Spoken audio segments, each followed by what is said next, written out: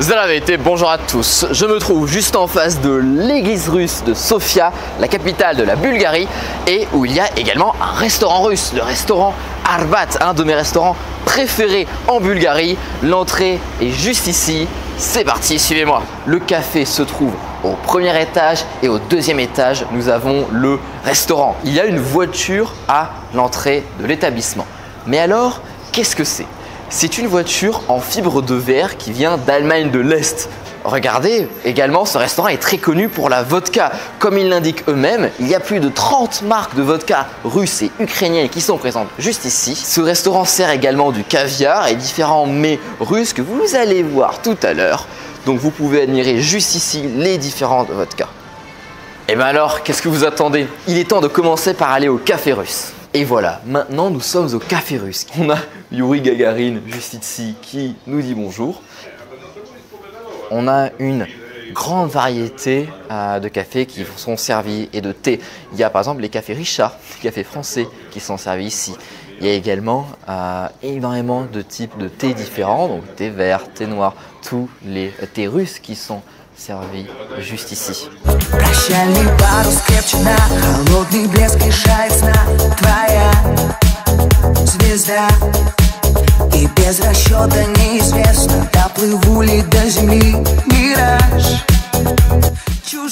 Également dans le café russe, il y a beaucoup de vieux objets qui sont présents, donc des objets anciens, par exemple ce téléphone. Il y a également cette vieille radio juste ici. Enfin, ce truc c'est un meuble, c'est même plus une radio à ce niveau-là.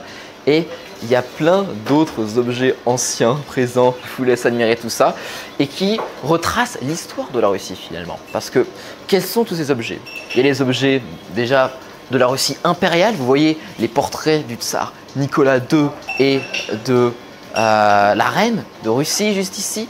Vous voyez, il y a Casse-Noisette, il y a également un jouet de Casse-Noisette, voilà, juste là. Donc il y a tous les objets de l'époque du tsar, l'époque impériale, mais c'est pas seulement l'époque impériale qui va être retracée ici, mais ça va aussi être l'époque de l'URSS avec les différentes affiches de publicité de l'époque de l'URSS qui sont présents, les objets technologiques de l'URSS. On voit également des affiches de la conquête spatiale, donc on est vraiment dans un méli-mélo qui retrace l'histoire et l'élégance russe. La gastronomie russe est très connue pour ses gâteaux et ses pâtisseries. Également, ici, ce que vous voyez, c'est des petits objets en vente. C'est-à-dire qu'ils vendent genre une imitation de pistolet. Makarov. Un Makarov, voilà, merci. Les œufs, vous voyez, il y a des petits objets en vente. C'est-à-dire qu'en plus d'être un restaurant, il y a aussi des ventes d'objets d'art.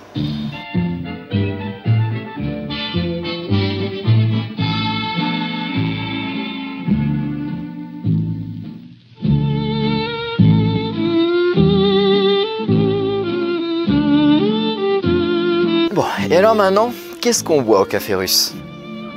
Au café russe, tout d'abord, il y a le thé. Bien sûr, le thé noir pur ou avec du miel. Des jus de fruits frais. Bien sûr, vous pouvez aussi boire de l'alcool, bien sûr avec les vodkas, le vin, la bière. D'ailleurs, pour la petite anecdote, ma bière préférée, c'est la bière Jigouli, qui est une bière russe et qui est excellente et que je vous recommande vraiment. Retenez, si vous mangez ici, prenez une bière Jigouli. Et ce que j'aime beaucoup également, c'est le thé aux fruits rouges, Krasny Chai. Enfin voilà, on a une carte complète de café et de thé. Et la Russie est très réputée pour ses cafés et ses thés. C'est vraiment l'embarras du choix et vous allez découvrir des choses très intéressantes dans une décoration qui est très cosy, idéale pour des dates par exemple, voilà, pour inviter des amis également. Et c'est également un endroit idéal pour travailler. Je m'y rends d'ailleurs régulièrement. Il y a des prises et on peut bosser dans le calme ici.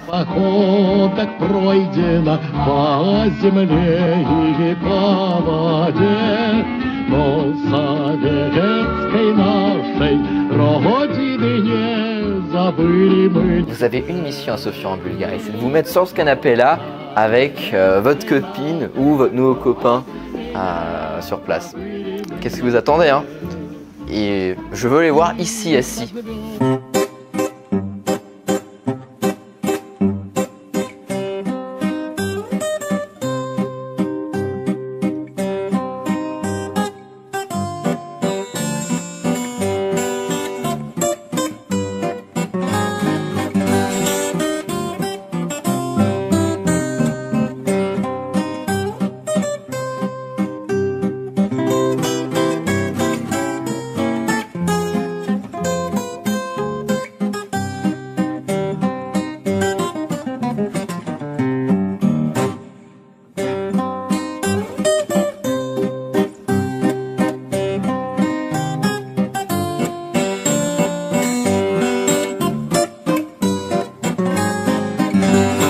ce restaurant a gagné le prix des meilleurs pelmeni de Sofia. Alors les pelmeni, c'est disons des sortes de raviolis. Alors c'est pas exactement des raviolis, mais vous voyez c'est de la pâte avec à l'intérieur de la viande, des légumes. Et c'est très bon et ça se mange avec de la crème fraîche ou du yaourt.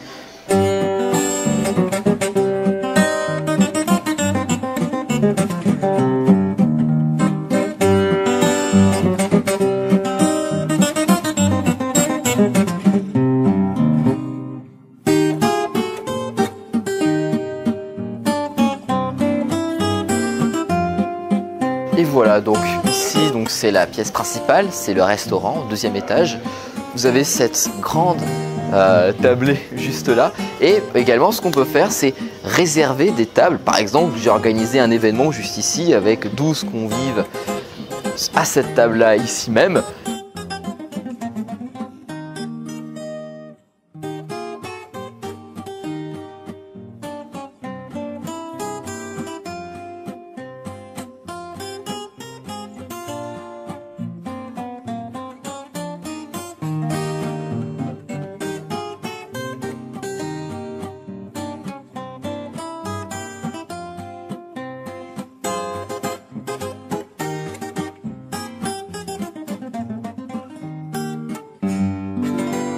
Voilà, ici c'est la marque l'Octobre Rouge, c'est une marque de chocolat très connue en Russie, la plus connue, qui est incontournable dans le pays et qui date de plus de 170 ans. Et ici vous avez des samovars qui sont des objets typiques russes.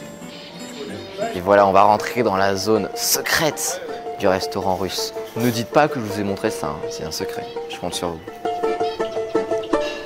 Et voilà, maintenant on est dans la partie secrète où se trouvent les invités VIP du resto que sont les oiseaux.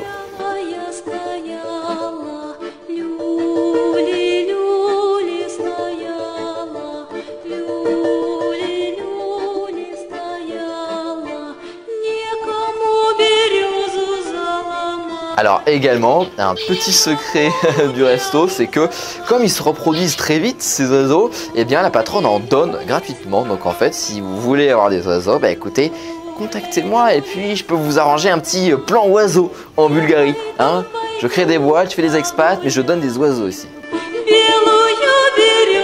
Toutes les photos que vous voyez ici, c'est des photos de Berdiansk, qui est une ville en Ukraine, donc la ville du mari de la patronne et donc aussi du patron, sa ville natale.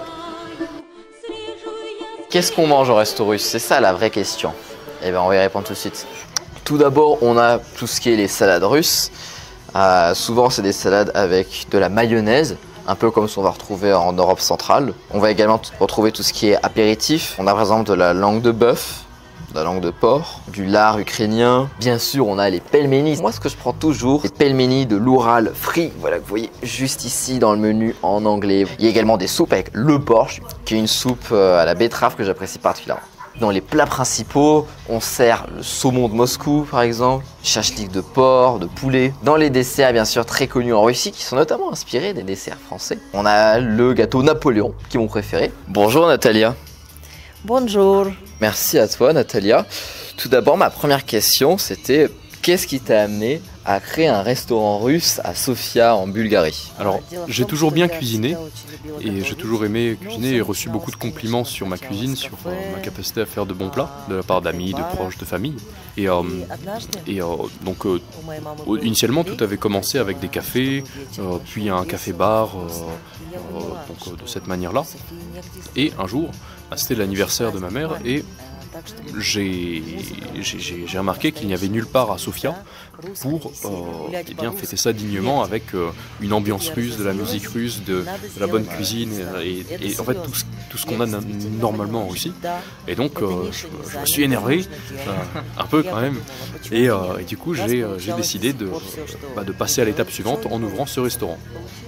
Merci pour ta réponse. Et également, on peut voir dans les escaliers qu'il y a quelques tableaux avec des participations à des concours du type Top Chef. Qu'est-ce que c'est exactement? J'ai été approché par l'organisation au niveau mondial par MasterChef en tant que chef directeur, c'est-à-dire pas en tant que simple participant, mais vraiment celui qui enseigne aux participants comment faire. Et en l'occurrence, c'était des pelmeni que Natalia donc a expliqué. Elle a enseigné aux participants comment cuisiner des pelmeni. Et qu'est-ce que tu apprécies le plus dans ton métier de patronne de restaurant russe à Sofia? Et vous savez, ce qui me rend heureuse, en fait, c'est le fait de voir les clients, les visiteurs du restaurant manger avec plaisir et avec engouement nos plats et laisser des assiettes vides. Merci beaucoup Natalia pour cet entretien, pour avoir accepté de nous recevoir dans ton restaurant. Merci évidemment pour l'invitation et pour maintenir ce bel établissement à Sofia. Eh bien, écoutez, je souhaite à vous aussi le meilleur et le plus de raisons possibles de visiter notre restaurant. Spasibo. Merci beaucoup. Merci d'avoir regardé.